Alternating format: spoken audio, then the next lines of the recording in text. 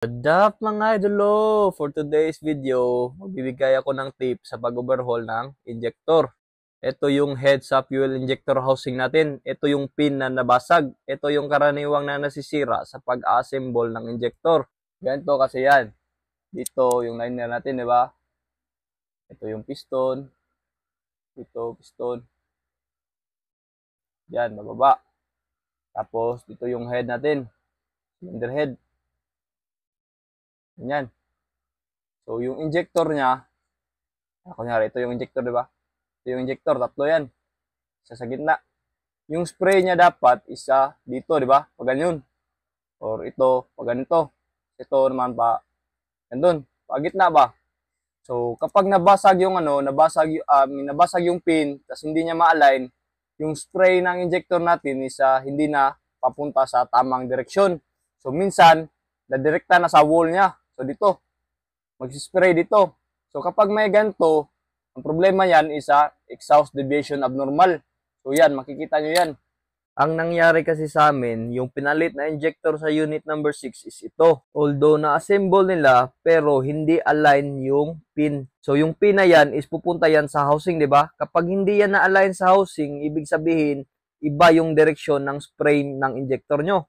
Ang tip ko sa inyo sa pag-assemble is ganito lang. Sa bench vise natin, ilagay natin yung injector. Pero lagyan nyo rin ng soft jaw yan ha. Tapos, meron pang isang pin sa loob ng housing natin. So, yan. Paglagay nyo sa spindle guide, wala pa eh. So, hintayin lang natin. So, ito yung spindle guide, diba? So, meron yung pin sa loob ng housing natin. So, ikutin nyo lang hanggang maramdaman nyo na napasok na yung pin. So, yan. Importante din yan ha. So, next na ilagay natin is yung thrust foot. So, yan. Yan naman, dapat yan, pumasok yan sa spindle guide natin. Pwede nyo ring isabay yan sa spindle guide, pwede nyo ring isa-isahin. So, double check nyo lang. Ito, ginamitan ko to ng flashlight dito para makita ko lang ba. So, ito, dinouble check ko rin yung pin na napasok sa spindle guide natin.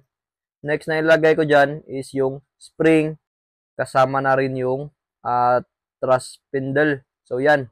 So, sa gitna ng spring at saka thrust spindle, meron yung disc. So, every disc, additional of 25 bars sa pressure ng opening natin sa injector. So, bilangin nyo yung disc kung ilan yung nakalagay nyo ha, para meron kayong reference sa pag-testing kung tatanggalin ba o dadagdagan ng opening pressure. So, ito yung non-return valve. So, ilagay na rin natin to. Ito yung huling part ng injector sa internal parts niya. Itong non-return valve. Ito naman, sa o-ring at saka sealing ring, yung nilalagay ko niyan, yung brush, yan yung mulikot.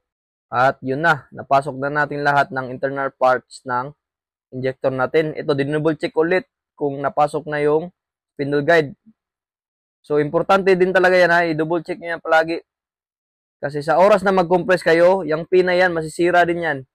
Next step natin is ito na. Ito na yung pinaka-crucial na part. Itong paglagay sa housing head. So, dito, ilalagay ko na, no? So, i-align ko muna yung pin pati na rin yung groove kung saan siya papasok. So, nakikita nyo yan sa housing, yung groove na yan. So, dyan papasok yung pin. So, ito, nilalagay ko na. Tapos, lock. Ito, hand tight lang ha. Hand tight para iwas basag. Kasi, kung hinahan tight mo, mararamdaman mo kung matigas. So, kapag may resistance sa paghigpit mo, ibig sabihin, sumasayad yung pin. Hindi pong papasok doon sa groove kung saan siya dapat pumasok. Ito, si spanner. Maramdaman mo naman yan kung matigas. Tingnan nyo sa video, makikita nyo yan. Kasi gumalaw yung head kita mo, gumagalaw siya. So, hindi yan ma-align ko Tingnan natin.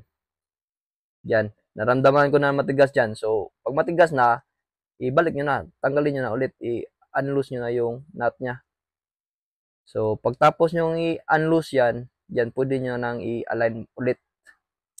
By the way mga dul, ginawa ko lang to kasi sa pagpunta ko ng mga barko, marami akong nakita mga ganito, no? Mga nababasag na mga pin. So, mahirap pa naman yan palitan. Okay lang kung pin yung mabasag, pero yung housing na mismo yung mabasag, scrap na talaga yan. So, sayang yung injector, no? Dahil sa kapalpakan. So, itong video na to, hindi ko sinasabi na gayahin nyo, pero tip ko lang sa inyo ba? Sa future na reference nyo. So, yun. So, ito, napasok ko na yung pino.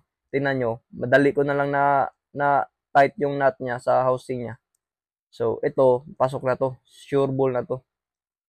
Sa part na to, dito na kami nagko-compress ng spring. So, ginagamitan namin ng hydraulic press. Ito na yung final tightening ng nut natin sa injector. So, kinukompress lang natin yung spring, no? Ito naman, i-double check natin yung pina.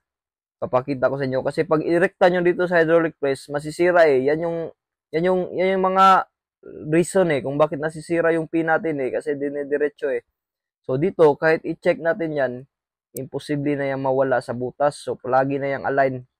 So, ganyan. Double check nyo rin yan ha. So, yun. Importante yan ha. So, yun lang. Bye-bye.